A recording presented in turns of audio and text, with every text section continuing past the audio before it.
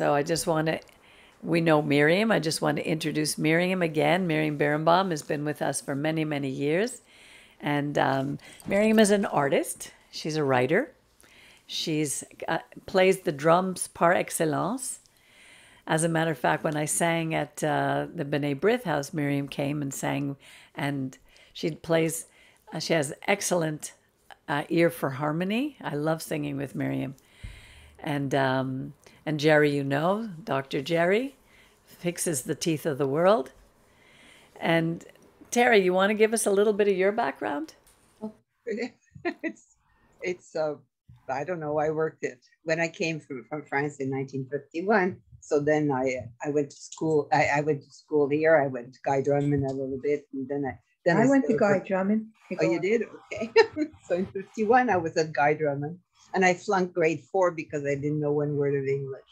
I had to go to Guy Drummond because my parents put me the French schools wouldn't take me, and because I was Jewish, so right. So they put me in a Protestant school. Right. That's why I ended up at Guy Drummond. And then years later, my ex-brother-in-law, I still speak to him. He had to fight to get his kids to learn to go for French, for his kids to go to French school and all that. And he made newspapers, Lauren Jacobs. But anyways, yeah, all the years they come by, and then it comes around, and then you got to fight for other reasons, Right. Always. So that's it. Then I went to work early to help my parents, and then I finished my university at Concordia in Arts, and that's it. But I've been very fortunate because I do have nice family in Israel, nice family still in France and whatnot. Oh, that's wonderful. How did your family end up in France? Well, my dad was born at the border of France because my dad is German. And of course, they wore the star during the war and all that. But he got his father out.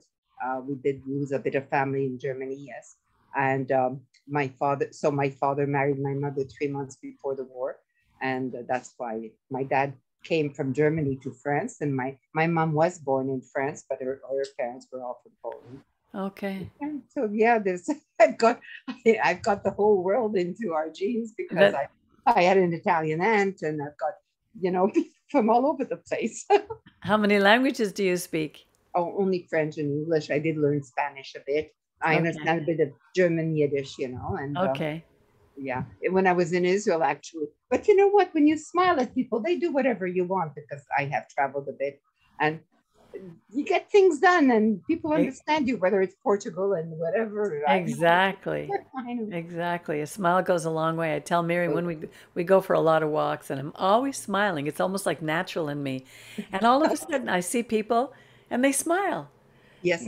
Oh, well, when we have to wear a mask, of course, it's not the same. But I couldn't stand it. I know, but they see our eyes, Exactly. We have to smile even with our eyes. What did you study at Concordia? The fine arts. Oh, really? Which aspect, like a painting or? Oh, yeah, it was. I've got a BFA. Painting. I did a bit of pottery, a bit of painting, a bit of. I did all that at night. That's great. Wonderful. That's great. Yeah, what are you doing, artist, Miriam? What are you, artist?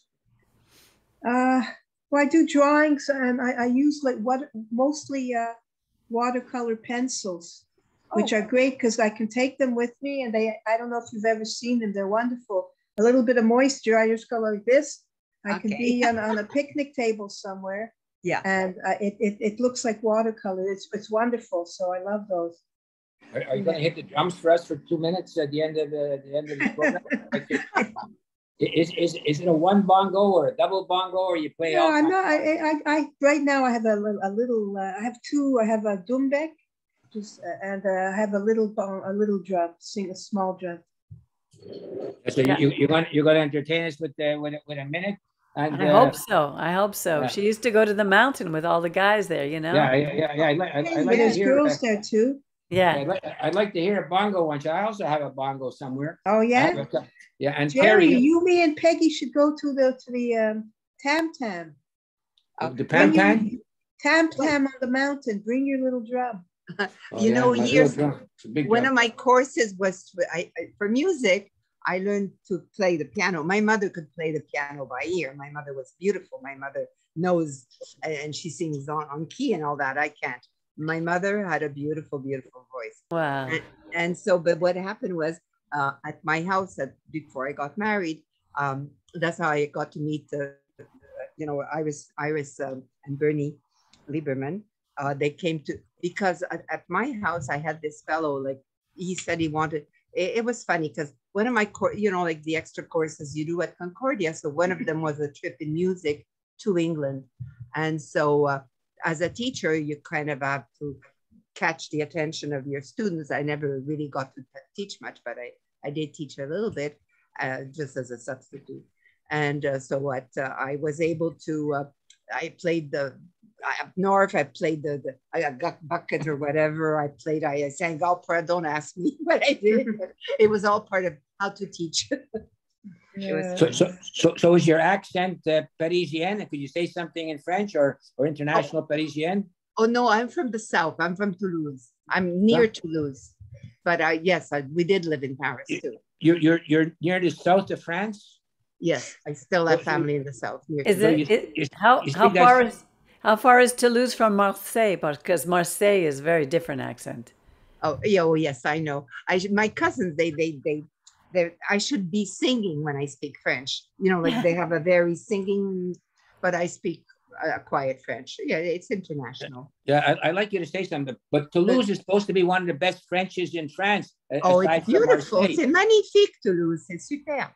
Wow. C'est super. Hey, oui, c'est ça. On parle pas ici comme super ici. Hein? Ben oui, c'est super. C'est déjà Paris international. Hein? Oh oui, oui. Super, hein? You hear that?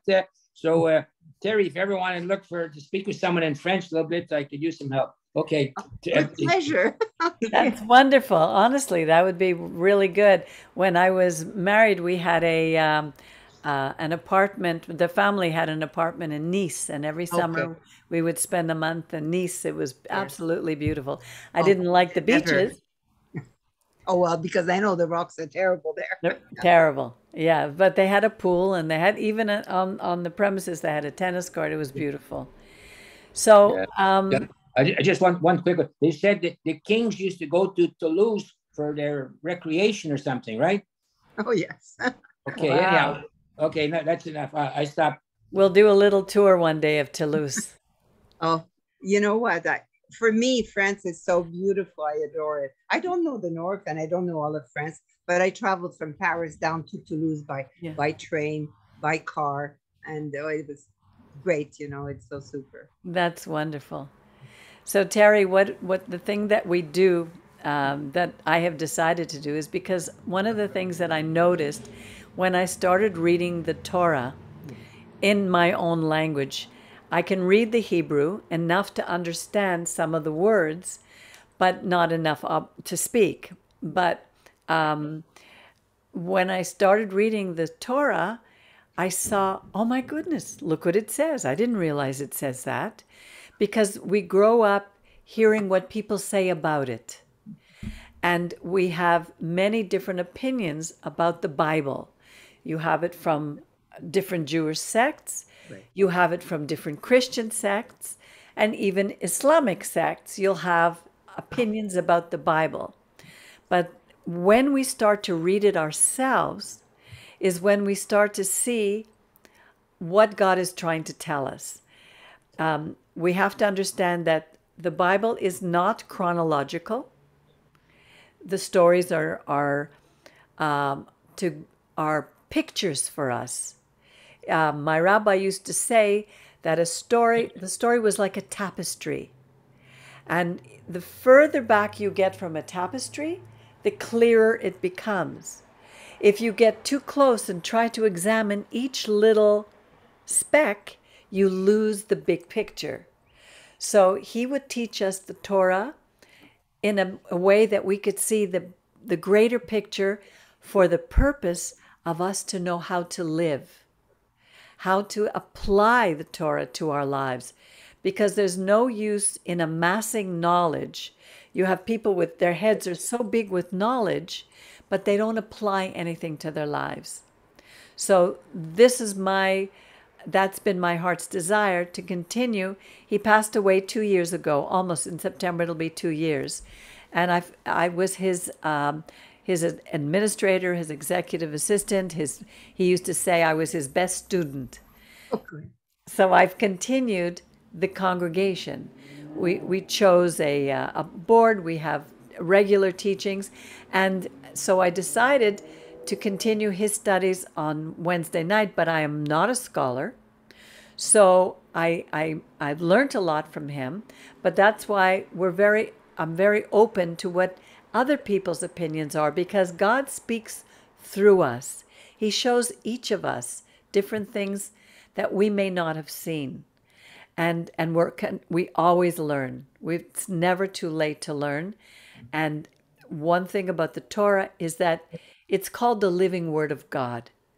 It brings us life. It's healing. It's majestic. So this week's portion, so what I'm going to do is I'm going to share the screen so that you'll be able to see it. And then we read it together. So we take turns in reading. Okay, so this is, hang on a second. This is we begin with chapter 8. Our Torah portion this week is called Naso. And it says, Yedaber Adonai el Moshe lemor. The Lord spoke to Moses, saying. So the first aliyah, we have 7 aliyot every week, meaning we're supposed to, after Shabbat, we begin on Sunday to read the first aliyah. And then each day we read another aliyah until we get to Shabbat. And we've finished reading all the aliyot. So the first one, it goes from chapter 8 in the book of Numbers till verse, well, let's see, it's the first one, till verse 821, until 37. So, Jerry, you want to start reading? Verse 21? Yes. Okay, so the only thing is I have a little difference. Terry, when she says she's not a scholar, I don't know if I agree with her completely. Anyhow, we'll start at number 21. I'm a student. Let's put it that way. No, a little more. Don't.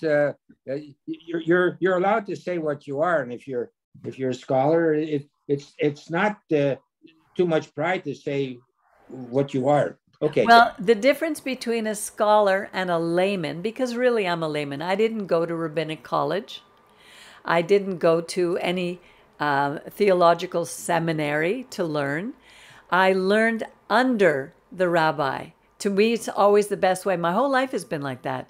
I've always been an apprentice. Yeah, what's that called? Preceptorship? That's the way it used to be. That's the way everyone used to learn in the old days. It's the best way, to tell you the truth. And that's how rabbis learned.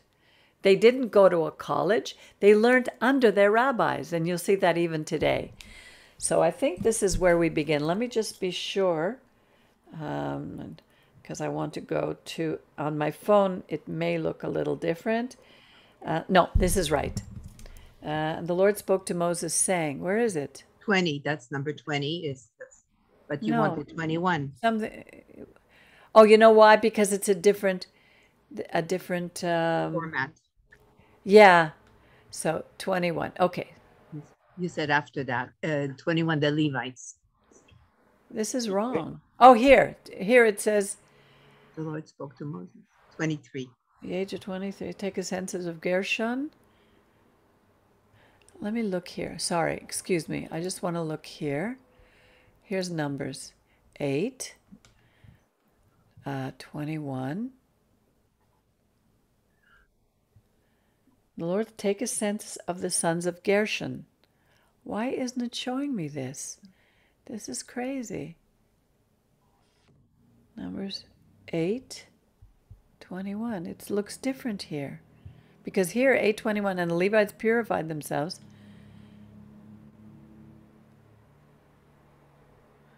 I don't understand.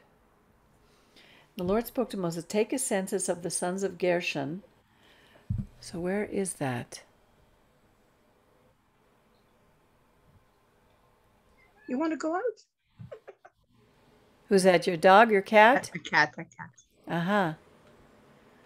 I'm sorry. I just don't understand. Here, 8. I have 8.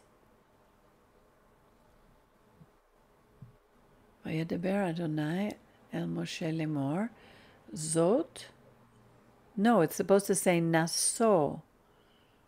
So where's Naso? I'm so embarrassed. You see, I told you I wasn't a scholar. This is the first time she ever did this. This is the first time because it doesn't make any sense to me. I have an app on my phone which shows me exactly the portions. And here it's supposed to be Numbers chapter 8, verse 21. And if I go to Numbers chapter 8, verse 21, it's not showing me that. And the Levites. I have another book upstairs with Hajj, that Naso chapter, if you want me to get it, or... But I want us all to be able to read it. Yeah, no, I don't mean that. I mean, just to find the spot. But just Yeah. why don't you punch in Naso, Naso? Okay, let me try that. Let me see. Hang on.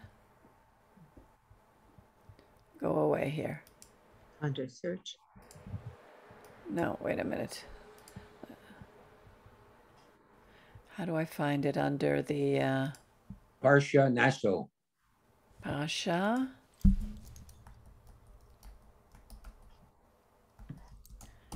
Naso. Yeah, it should give it. The chapter 6.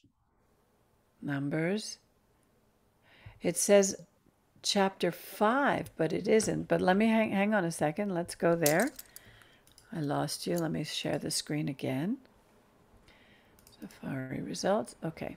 Here by my chapter 5. 5, okay. Okay, but it's not 5. Oh, yeah, there it says Naso. Yeah, here's 5. Make a count of the sons of Kohat. No. You're on chapter 4 here. Oh, okay, maybe that's why. Next. 5. Now you're on 5. No, that's 5, 4. Okay. Let me go to 21 and see if that's what it is. Aha! Here we go. Aha! Okay, so we start reading from 21. You want to do that? So read from 21 to 37, Jer. The Lord spoke to Moses, saying, take a census of the sons of Gershon, of them too, following their fathers' houses, according to their families. Okay, so here what we're seeing, in the past Parsha, we read about the census, the counting of the people, the tribes. Here we're going to begin with the counting the 3 sons, the 3 families who would make up the Levites, the Kohanim. Okay, so we have Gershon, Merari, and who was the third one? The Kahat. Okay, so here we go. So they start from 30, whereas the regular Israelites started at 20 because they were going into the army. Here he started 30 because it's going to be for spiritual work. From the age of 30 years and upward, until the age of 50 years, you shall count them. All who come to join the legion to perform service in the tent of meeting. The Ochel Moed. This is the service of the Gershonite families to serve and to carry. So they had a very specific task. They were to serve and to carry. Okay.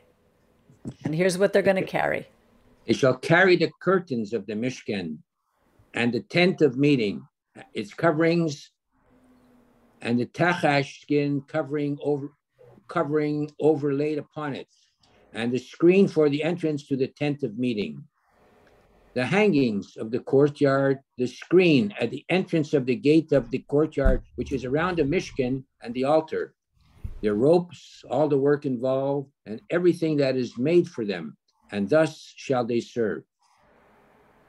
And the service of the sons of Gershon shall be Aaron and his sons, regarding all their burden and all their service. You shall designate their entire burden as their charge. So Aaron was going to teach Gershon and his son, Aaron and his sons. Remember, Aaron went into the Mishkan, and God would meet him there into the Holy of Holies on the inner one. So God was telling them what to do, and he was teaching the others. This is the service of the families of the sons of Gershon in the tent of meeting and their charge, which was under the supervision of Ithamar, the son of Aaron, the Cohen. As for the sons of Merari, you shall count them by their families according to their fathers' houses, from the age of 30 years and upward until the age of 50 years. You shall count them, all who come to the legion to perform service in the tent of meeting. This is the charge of their burden for the service in the tent of meeting. The planks of the Mishkan, its bars, its pillars, and its sockets. The pillars of the surrounding courtyard, their sockets, their pegs, and their ropes, all their implements for all the work involved. You shall designate by name the implements charged to them for their burden. This is the service of the families of the sons of Merari for all their service in the tent of meeting, which was under the supervision of Ithamar, the son of Aaron, the Cohen.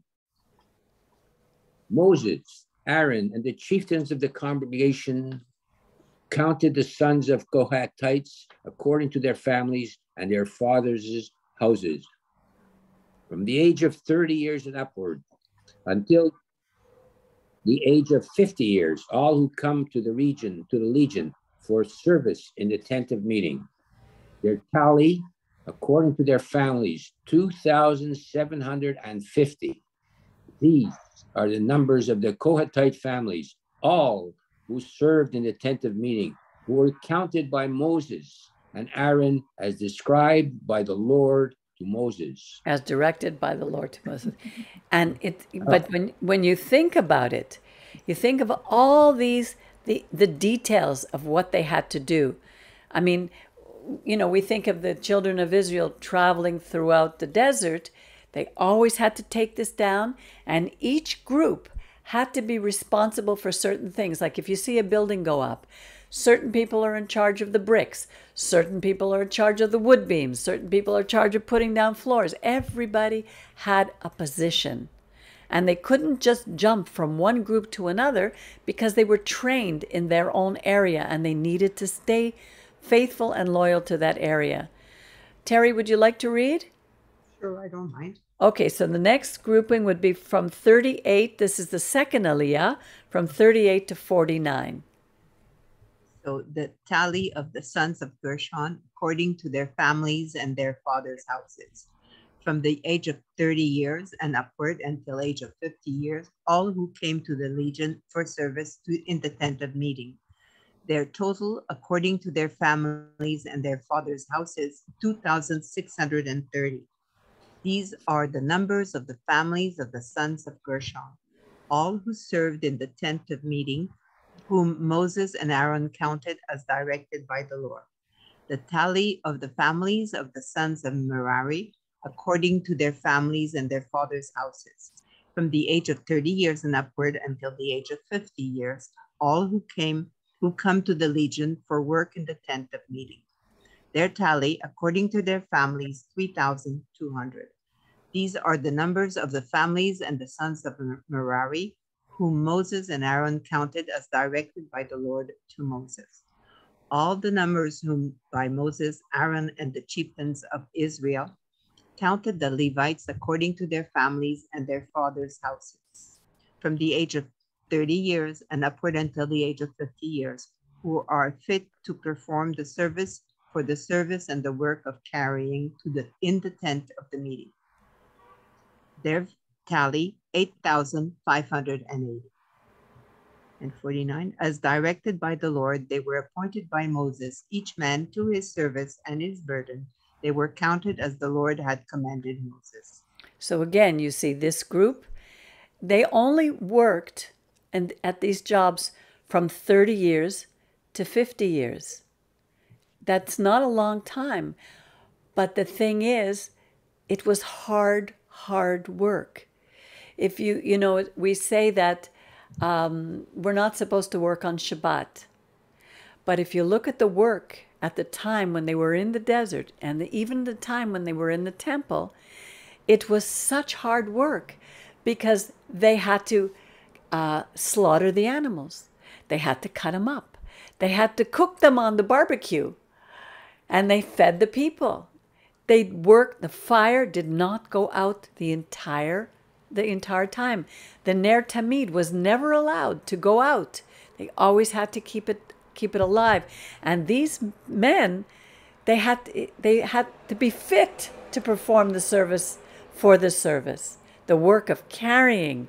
Now Miriam is my Kohen. When we go places, she carries for me because she's the strong one. And we always have to go help people. So Miriam has the muscles, not me. I drive the car. Miriam does the carrying. So she is from the tribe of Merari. Right, Miriam? That's right. Okay. So the next one would be Numbers from verses 1 to 10. Miriam, you want to read 1 to 10?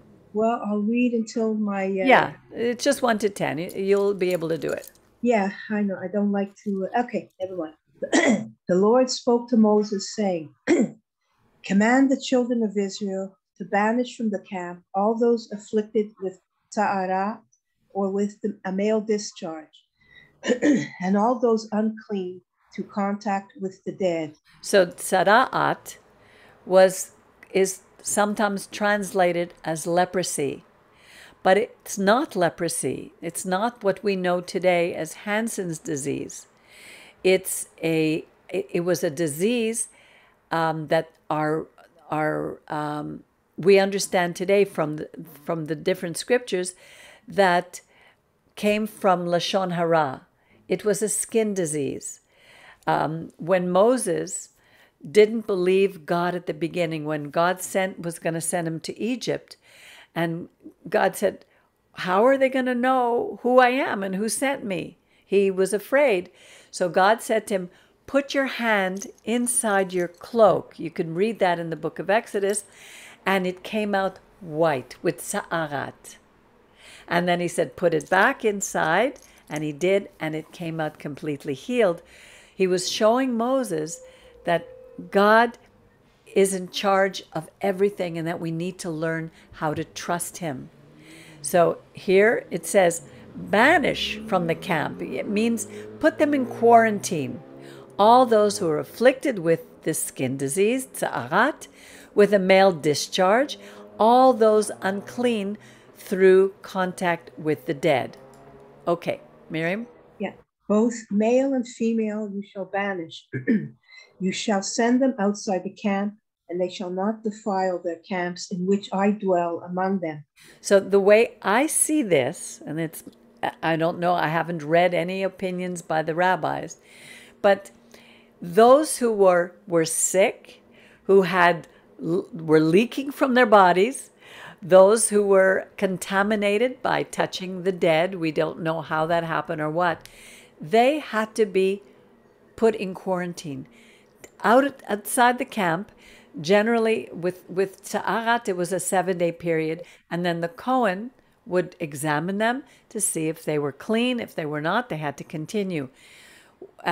What we saw recently with the COVID and with other illnesses, they were putting clean people outside the camp. Quarantining everyone. When you're sick, you quarantine the sick, so that the healthy can continue their lives. But that the Torah teaches us what to do. Okay, 4. The children of Israel did so. They sent them outside the camp. As the Lord had spoken to Moses, so did the children of Israel do. The Lord then spoke to Moses, saying, tell the children of Israel, when a man or woman commits any of the sins against man to act treacherously against God, and that person is found guilty, they shall confess the sin they committed and make restitution for the principal amount of his guilt. Add its fifth to it, and give it to the one against whom he was guilty. Okay, this is really important. It's very interesting. Miriam and I are always walking. And one of the places we like to walk is on Sherbrooke in Westmount. And right outside the old Murray's, which is now McDonald's, there's this man who sits there. So we went up and he started talking to us. He's a Christian, he believes in Jesus. So he tried to convince us that we needed to believe in Jesus. And he had another man one day who was standing there, and he was saying that the only way that you can be forgiven for your sins is that you have to believe that Jesus Christ died for you, and then you'll be forgiven for your sins. So I said to him, it's very interesting because Jesus was a Jew. And he never would have said that because he followed the Torah. You see, they changed a lot of what he did. His name was a rabbi. His name was Yeshua. And here... Can't hear you, Peggy. You can't hear me? No, No, we just lost the last sentence. Yeah. Okay, because he was... am I on... Yeah, you're okay now. I'm okay now? Yeah, no, I think it just what Okay, so I told him, I said, Jesus was a Jew. And what you're saying, it doesn't... I said, it's opposite to what's written in the Torah.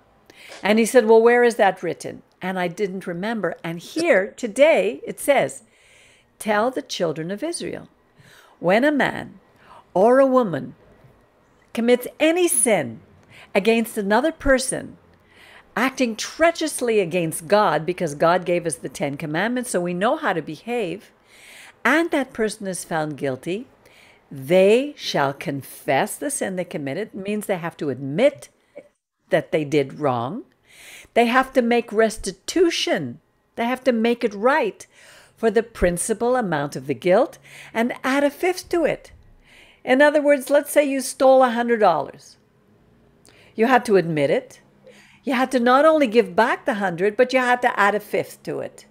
So you give more. Give it to the one against whom he was guilty. But if the man has no kinsman, no relative, to whom to make restitution, the debt which is restored to the Lord is given to the Kohen. So if he had no family, they bring it to the Kohen. This is besides the atonement ram.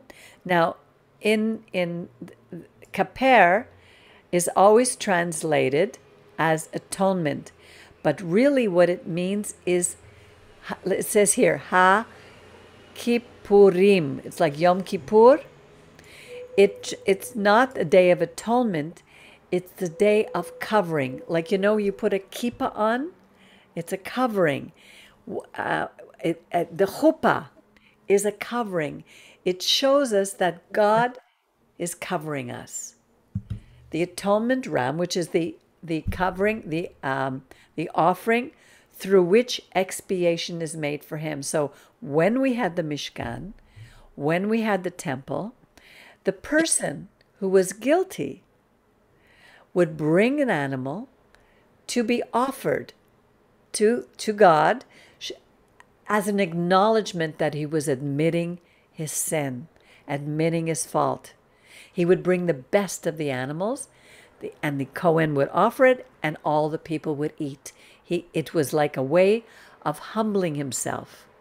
It wasn't, I guess, to clarify even more, it's not the feeling that the idea of atonement is that the sin is taken away and that you're like a clean slate type of thing. It's not that. You're by your making things right, God's covering is not that God is wiping it away. God is wants us to acknowledge it and to perform the actions. It's different than let's say what some people believe, that your sins are taken away. They're not taken away. It's how you act to repair it. No? Exactly. It's what you do to make things right. If you borrow money, you pay it back. If you promise to do something and you break your promise, you go back to the person. I'm sorry, I broke my promise. Let's see how I can make it right. I guess that's true Torah. People tend to think, some people, when they read about sacrifices and the old pagan idea of sacrifice, where the death of the animal makes things right, but it's not. No. So atonement has that picture, but it's not. That's not the right picture. Exactly. The animal was brought by the person. It's a little bit like you hurt somebody really badly, maybe somebody in your family, and you want to make it right. So you go out and you buy something that you know that the person is going to love. You go to their house. Let's say maybe it's flowers, and you bring them flowers. It's an offering to them. Or you take them for dinner. You try to make it right. That's what really the animal was about, making it right. Well, they also ate most of the animal. And they would eat it, exactly. You know what? I didn't know that for the longest time. And I never knew when my sister would ask, like, what is this horrific thing with the animals being killed? And quite frankly, I didn't know how to answer her because, first of all, I didn't like it either, but it was there and I believed in God, but I didn't know what to make of all of that. Of course. And your sister's a vegetarian. Vegan, yeah. So that's for her, that's noch, but even worse. Okay, 9 and 10, Miriam? Yeah. Every offering of all the children of Israel's holy things, which is brought to the Kohen, shall be his. Everyone's holy things shall belong to him. Whatever a man gives to the Kohen shall be his. And then the third part is from verses 11 to the next chapter to 27. The Lord spoke to Moses, saying, "Speak to the children of Israel and say to them, this part is called the sotah, which is the woman who is accused of being adulterous. So speak to the children of Israel and say to them, should any man's wife go astray and cheat on him, and a man lies with her carnally, but it was hidden from her husband's eyes, but she was secluded with the suspected adulterer, and there was no witness against her, and she was not seized. But then a spirit of jealousy came upon him, and he became jealous of his wife, and she was defiled. Or a spirit of jealousy came upon him, and he was jealous of his wife, and she was not defiled. So suddenly he becomes jealous. Maybe she did something, maybe she didn't do something, but he became jealous. So then, this is what he was supposed to do. The man should take his wife to the Kohen, bring her offering for her, 1/10 of an ephah of barley flour. He shall neither pour oil over it, nor put frankincense on it, for it is a meal offering of jealousies, a meal offering of remembrance, recalling iniquity. The Kohen shall bring her forth and present her before the Lord. The Kohen shall take holy water in an earthen vessel. Now, holy water was water through which the ashes had been from the altar where animals were sacrificed. Some of the earth from the floor of the Mishkan.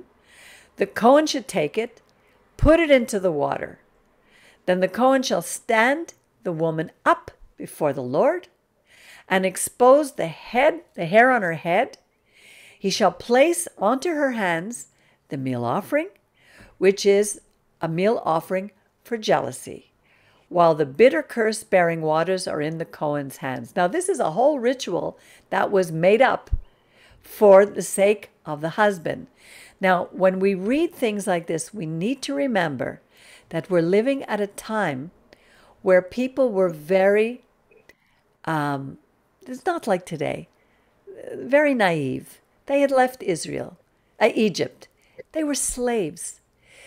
God was taking them little by little away from all the paganism of the gods of Israel and forming them to be a nation and wanting these people to then focus on him instead of those magnificent gods and the magnificent temples in Egypt. If you go to India today, you'll see $1 million temples and all their gods. So it was the same thing in Egypt. And here, God, and not only that, but you had different codices, different codexes, like the Hammurabi Code. And they all had ways of dealing with this type of thing. I'm going to show you one in a moment. So here, the Kohen shall place her under an oath and say to the woman, if no man has laid with you, and you have not gone astray to be defiled to another in place of your husband, then you will be absolved through these bitter waters which cause the curse. She had to drink it. But as for you, if you did go astray to another instead of your husband, and you did become defiled, and another man beside your husband is laid with you, the Kohen shall now swear the woman with an oath of the curse, and the Kohen shall say to the woman, may the Lord make for you a curse, an oath among your people, when the Lord causes your thigh to rupture and your belly to swell. So in other words, if you're guilty and you drink this, your belly's going to swell up, your thighs are going to rupture, and the woman has to agree and say, amen, amen. Well, let me tell you, they were very superstitious. I know people who will not walk under a ladder, who will not allow a black cat to cross their path. These are superstitions that come out of paganism. And here we're dealing with the people who are still very involved in paganism and very superstitious. So they would believe something like this. So if the woman was guilty, she would say, oh no, I'm not taking it. Immediately we know she was guilty. Then the Kohen shall write these curses on a scroll and erase it in the bitter water. He shall then give the bitter, curse-bearing water to the woman to drink, and the curse-bearing water shall enter her to become bitter. The Kohen shall take the meal offering of jealousy from the woman's hand, wave the meal offering before the Lord, and bring it to the altar. The Kohen shall then scoop out the meal offering, its reminder, and burn it upon the altar. It's a whole hullabaloo that he was doing, all for the sake of the man who was jealous in case his wife was innocent. Because remember, women in those days had absolutely no rights. They were considered like animals, less than the value of animals. They were considered to have no value whatsoever, and a man could do whatever he wanted. And God, through Torah, was elevating woman. So here he shall make her drink the water, and it shall be that if she's been defiled and was unfaithful to her husband, the curse-bearing water shall enter her and become bitter, and her belly shall swell, and her thigh will rupture. The woman will be a curse among her people. But if the woman had not become defiled and she is clean, she shall be exempted and bear seed. So she'll become pregnant and everything will be fine. This is the law of jealousies when a woman goes astray to some other than her husband and is defiled. Or if a spirit of jealousy, if he happens to even think that maybe his wife did that, and he's jealous of his wife, and he presents the woman before the Lord, the Kohen shall do to her all of this Torah. This is the law, the Torah. The man shall be absolved of iniquity, and the woman shall bear her iniquity. But if we go to the Hammurabi Code, which was written by the Babylonians earlier on, hang on, it says here,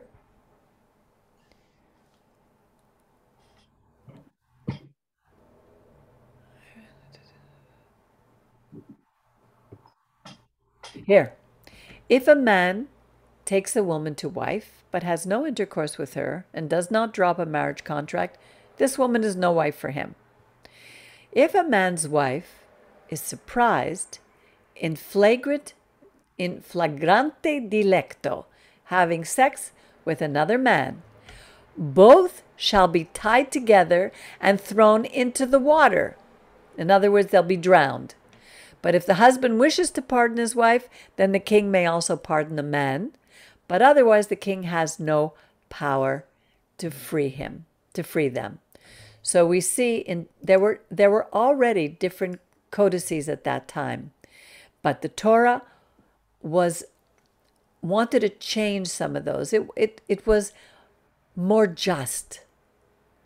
What if the remember we had learned that if the man was jealous but really wasn't sure or didn't believe she really went through with the adultery, he would be terrified, like to give her the solution, because if she didn't swell up and blow up, they would see that he was just imagining. So didn't the rabbi once say that they didn't usually go through with it because just the warning of what might happen was enough to prevent, like to work everything out, you know? Probably. There are many things what people don't realize that are warnings in the Torah of what would happen, but we never actually have read historically anything that they went through with it. Because if he did go through with it and she didn't blow up and swell, then you know, what did it say about him?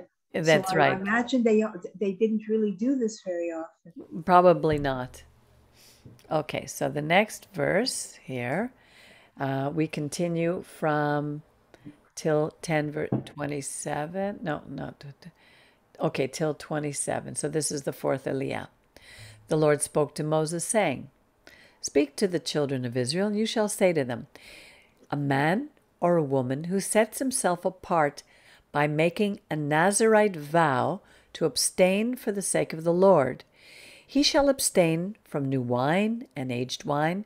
He shall not drink even vinegar made from new wine or aged wine, nor shall he drink anything in which grapes had been steeped, and he shall neither eat fresh grapes or dried ones." So what it's addressing here is that there were Kohanim who took a Nazirite vow. Believe it or not, Samson was one. Samson's mother was told to take this vow, and Samson was considered a Kohen, although he didn't really want to serve God, and he was a womanizer, and he did all kinds of things, but in the end, he ended up saving Israel. But here, this is for people who wanted to experience what they did.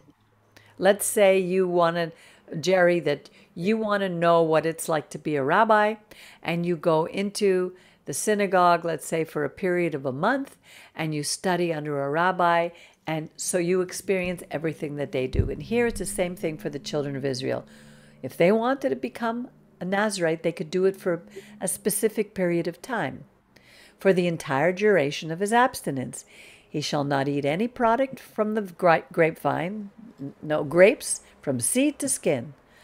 All the days of his vows of abstinence, no razor shall pass over his head, which is why Samson's hair grew so long, until the completion of the term that he abstains for the sake of the Lord. It shall be sacred, and he shall allow the growth of the hair of his head to grow wild. All the days that he abstains for the Lord, he shall not come into contact with the dead, his father, his mother, his brother, his sister. He shall not defile himself if they die, for the crown of his God is upon his head, for the entire duration of his abstinence. There were some Nazirites who were Nazirites for their entire life, but here it's just for people for a certain period of time. He is holy to the Lord. The word holy here is kadosh. Kadosh means to be separated. During this time, he's going to be separated as a Nazir to the Lord. If someone in his presence dies unexpectedly or suddenly and causes the Nazirite head to become defiled, he shall shave off the hair on his head of this purification, and on the seventh day he shall shave it off. On the eighth day he shall bring 2 doves, 2 young pigeons to the Kohen at the tent of meeting.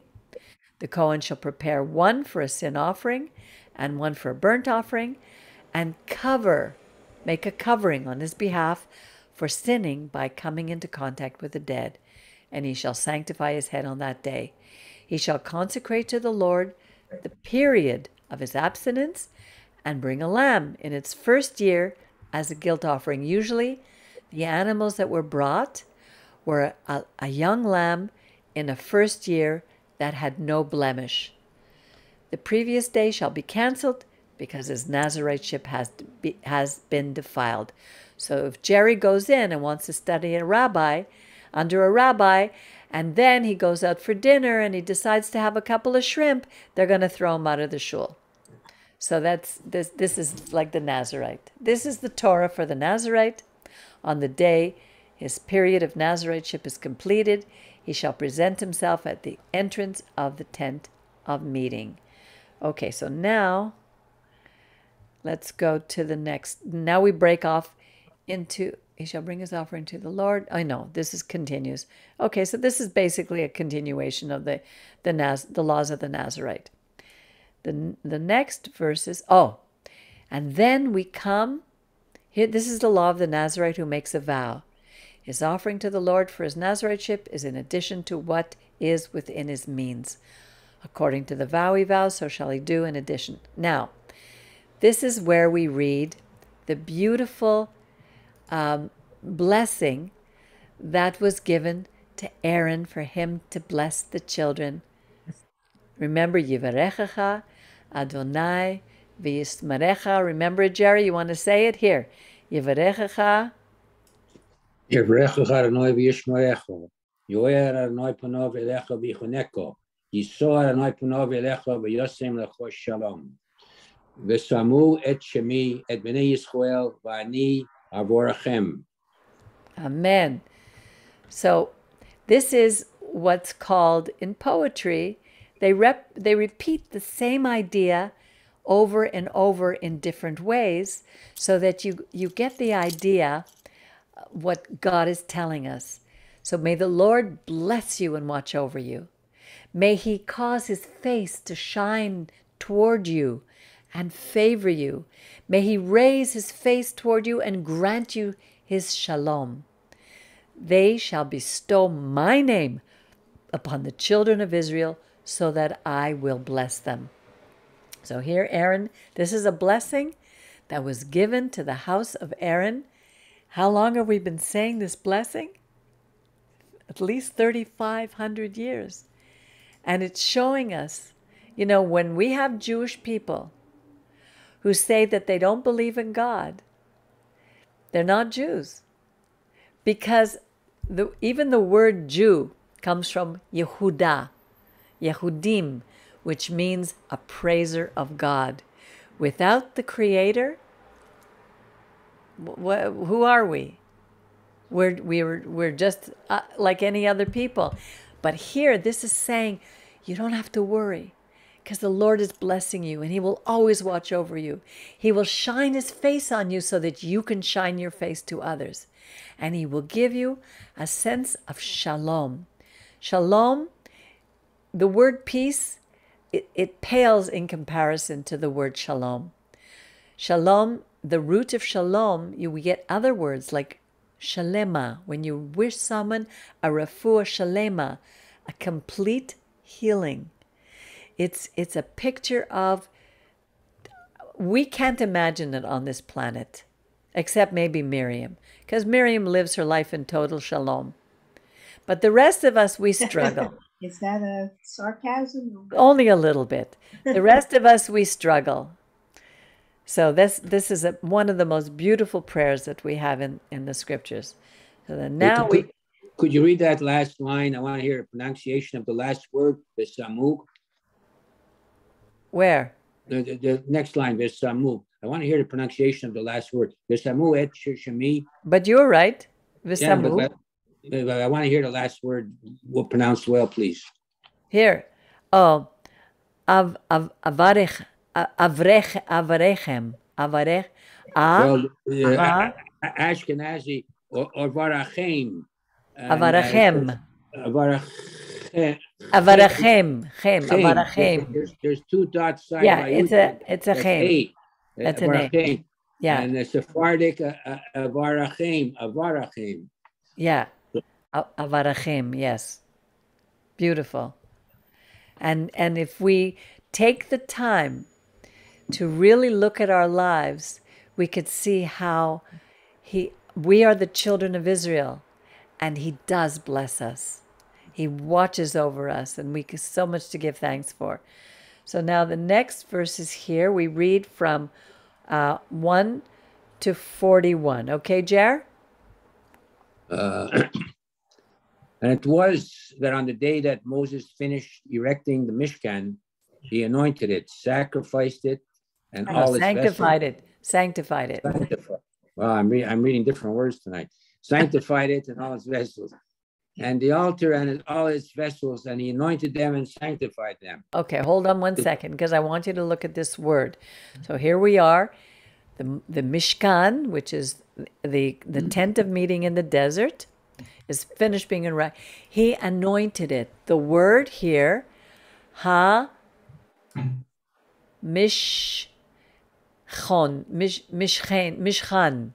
mishchan.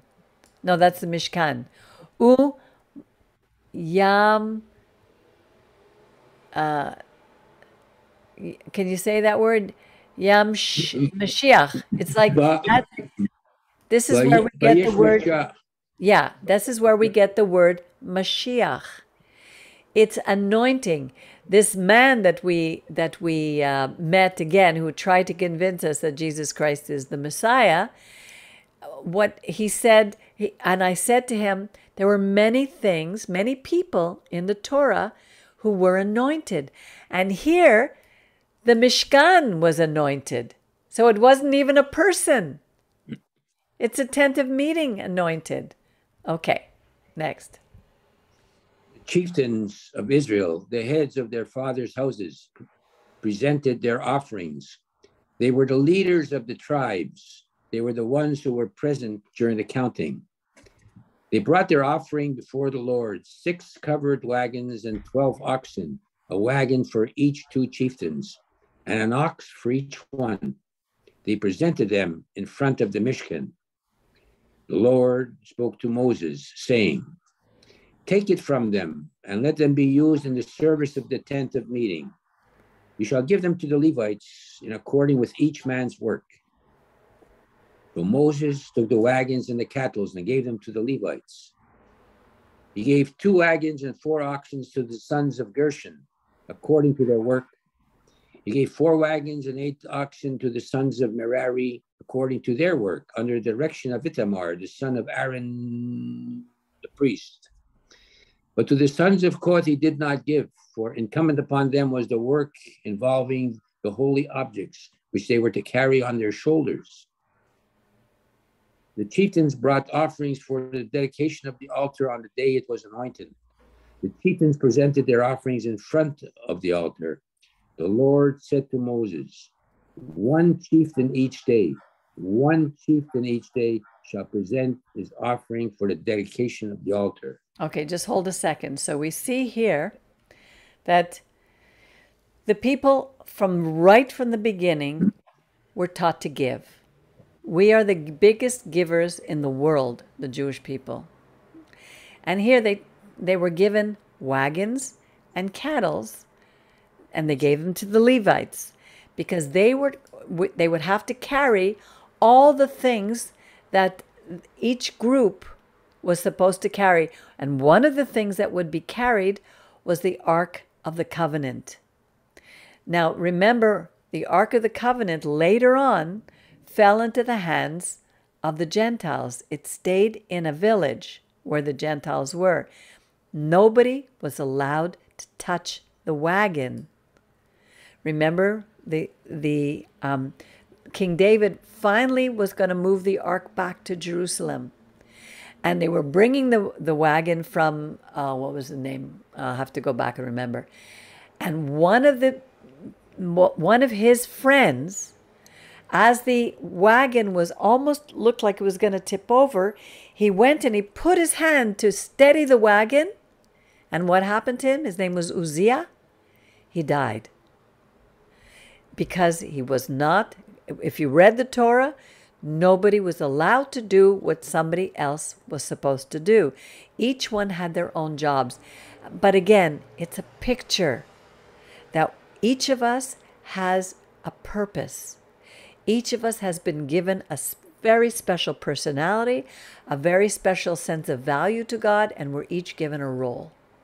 And when we want to do what someone else is, we're not satisfied with what we want to do. When we want their position, God is saying, no, I give you your role. Be happy with it.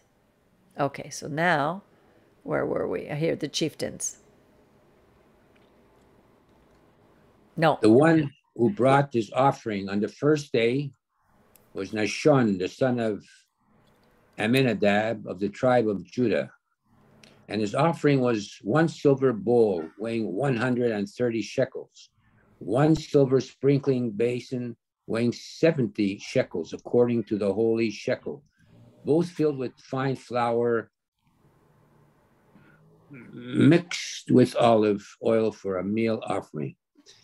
1 spoon weighing 10 shekels of gold filled with incense, 1 young bull, 1 ram, and 1 lamb in his first year for a burnt offering, 1 young he-goat for a sin offering, and for the peace offering, 2 oxen, 5 rams, 5 he-goats, 5 lambs in their first year. This was the offering of Nashon, the son of Aminadab. Okay, so On the I'm going to second stop. day. Hold on. I want to show you one thing before you go on. Because we have on the first day, this is probably where they get on the 12 days of Christmas, because on the first day, we have Nachshon. And he's bringing 1 silver bowl, 1 silver sprinkling basin, 10 shekels of gold, 1 young bull, all these things. And then we're going to go to the second day. This is the second tribe. This is Issachar. The first one was Judah, now Issachar. And if you read, he brought exactly the same thing. Okay? 1 silver bowl, 1 spoon, 1 young bull. Instead of reading it over again, the third day, exactly the same thing. 1 silver bowl weighing 100, identical. The fourth day, the son of Reuben. He was the firstborn, but he is now the fourth. His offering, 1 silver bowl, all, and the fifth day, Shimeon, the tribe of Shimeon, exactly the same thing. The sixth day, the sons of Gad. Read 1 silver bowl, 1 silver sprinkling, identical. And then the seventh day, the sons of Ephraim. We read again, 1 silver bowl, all identical. The eighth day, from Manasseh. Then the ninth day, from Benjamin. Again, exactly the same. The 10th day, Dan.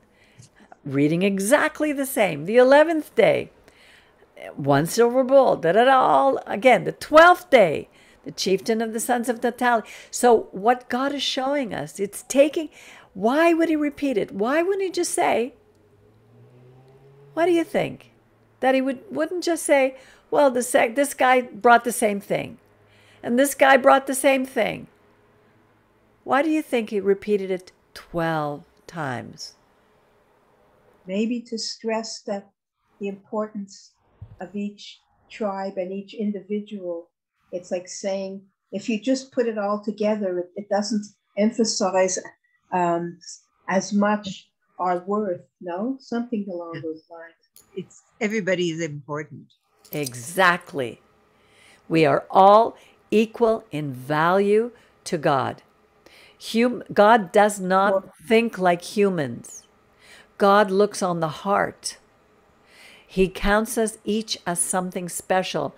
And we see that very clearly in the let me just find it here.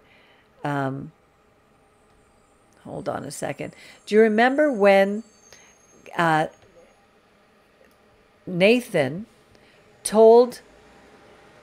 was told to go to the house of Jesse, Yishai, and let me see if I can find it here in the book of Samuel. It says Jesse had many sons, and God told Samuel that no longer was Saul going to be king. He lost it. When he didn't obey, he lost his kingship, and now somebody else was going to be chosen. So Samuel was sent by God to the house of Jesse, and he's looking at each of the sons. One of them was handsome, another one was tall, Another one was strong. And every single one of them, I don't know how many there were, maybe 6, 7 of them, God said no, no, no. And then he comes to the end and God still said no. And so Samuel said to Jesse, do you have any more sons? I said, yeah, he's the one. He's out. He's a shepherd boy. He's out with the sheep. He's a schmutzig. His hair is red. Who would choose him? And then Samuel says, for the Lord does not see as man sees. For man looks at the outward appearance, but God looks on the heart. We can't see people's heart. We can't see their intentions, why they do something. That's why we really need to give people the benefit of the doubt, because we don't always know why they do something. And if they do something that hurts us or that bothers us, we have to ask, why did you do that? Most people don't give others the benefit of the doubt, but God knows the heart. So let's see here. So the total, then we have the total of cattle, the total for the peace offerings, and then when Moses would come into the tent of meeting to speak with him, imagine God would speak to him from the tent of meeting. He would hear the voice speaking to him from the 2 cherubim above the covering, which is over the ark of the testimony, and he spoke to him 3 times, it says. He spoke to Moses. I mean, for me, that is like unbelievable that God would speak to him. So it's really a very, very beautiful, when you read it quickly, it could be very boring, what are you reading, all that stuff, but there's so much meat in it.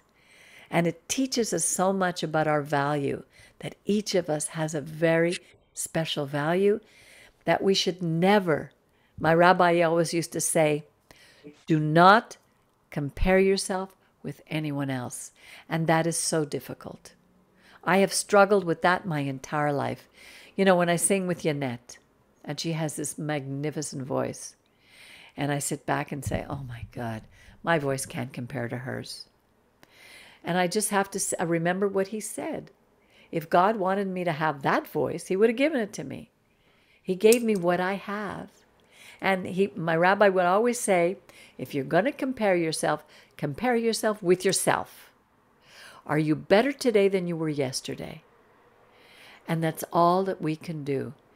Each day, when we trust him, he gives us a beautiful picture. It's like we're on an upward spiral. Our life is a spiral. Sometimes it feels like we're going through exactly the same thing that we went through before. It looks like we didn't learn from it. But our life, when we're walking with the understanding that God is walking with us through our lives, the spiral is going upward. So we may look like we're in the same place, but we're in a higher place. We're not going to make it be exactly the same. We're going to be a little bit better than we were before.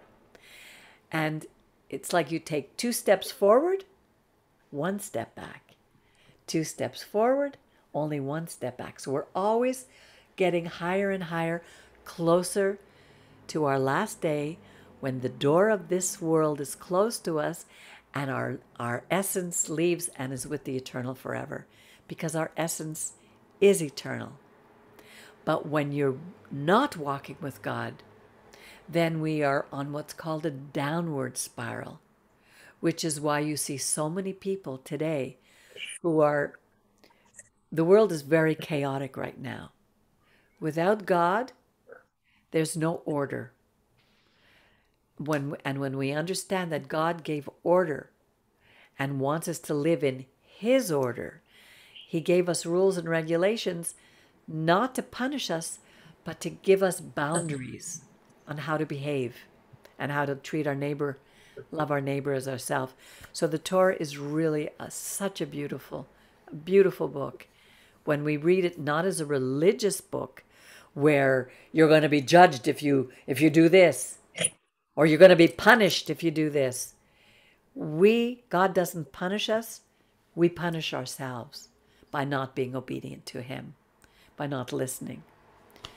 So that's the lessons for this day. Do you have any comments, any questions, any? You got a ton of heavy stuff in here today. There is. A ton of heavy stuff. There is. Really, it's. I liked a couple of things that you said. I was reading something in the Ethics of the Fathers. Yes, Pirkei Avot.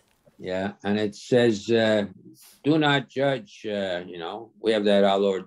Do not judge, and we're talking about what is it when we're judging? Are we judging someone else and my own? And why are certain people like that? And you brought up an important point that each one has a personality, so that's why we're different. And because you're wondering why aren't we all the same? And also, Terry brought up the point that each one has a personality and everyone is important as their self, So, the other thing is not to judge and give the person the benefit of the doubt.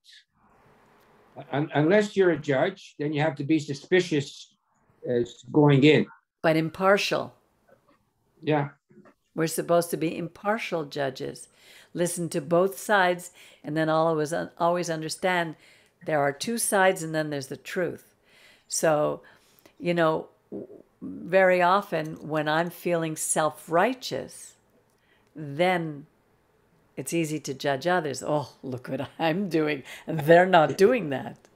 So as you can see, Terry, that person up there, in my screen, she's up there. She said she was a student, and now you can see why I begged to differ with her. You see that, eh? She's bringing in the Hammurabi quote from the left field, and this one from the right field, and this one, and all that type of stuff. She's a real beginner, No, she's not at all. Well, I didn't say I was a beginner, but I'm a student on the way. But I've been like that all my life. Yeah, everyone's always a student. questioning. We're all students. Everyone's a student. You can't teach unless you're a student. You can't teach unless you love to learn. But the thing is, learning has to be applied. If we don't apply it to our lives, there is no point in it. It's just your head becomes so swelled with your self-knowledge and you become really proud. And God is not looking for us to be proud. He loves a humble heart. And that's what he wants. Yeah, she's so well tuned, Terry, because she's running that by Miriam all the time. To go for long walks, and well, that's good. They can discuss it together her all the time. And we Miriam do. Challenges her. They feed. And that French I heard today with the Super was one of the best Frenches I've heard in the past. I love that. Few years. I love that. Super. You can say that a couple of words. No, the way she said it. Do you mind to repeat that? C'est super. C'est super. Yeah. So let's. I found this song, which I love it. This is a song, believe it or not, it's not a biblical song, but it's a song that was done by who knows who sang this song? Count Your Blessings.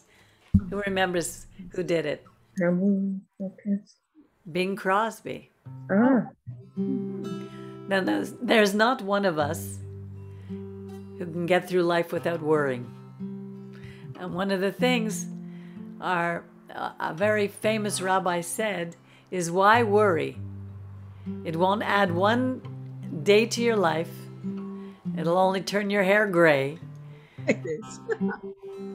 So when we're worried, we have to stop. I can't say we're not going to worry. But when we're worried about something, we have to look at it. Do I really have something to worry here? Is there something I can do about it? If I can't do anything about it, I have to leave it to God. Because we do the best and God always meets us halfway. So this one is for Miriam.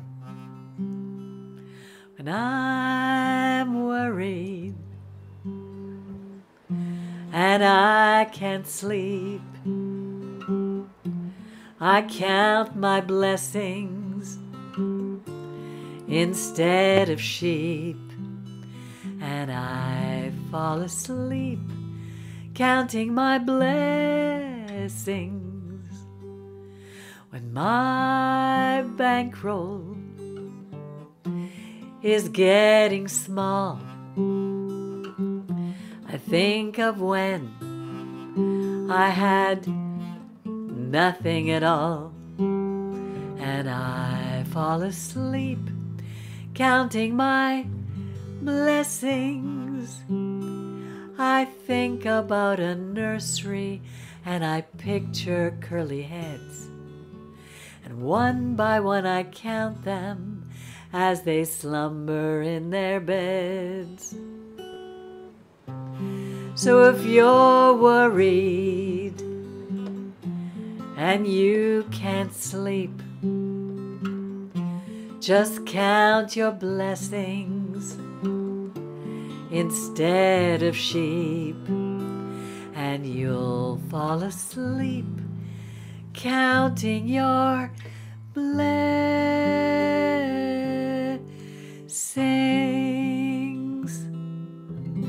And you can always say the Aaronic blessing before you go to sleep.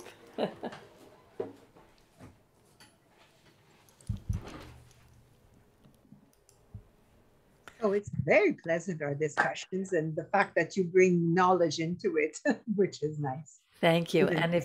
And if you read ahead, what I can do, if either of you want, every week I prepare a bulletin for the following Torah portion, for the following Shabbat. And in it, we have a list of prayer requests. We have the readings. We have, news. We have the Zoom link. So this way, if you would like it, I'll send you the bulletin, and then you'll know the reading for the following week, and then you'll be able to prepare. You just read it.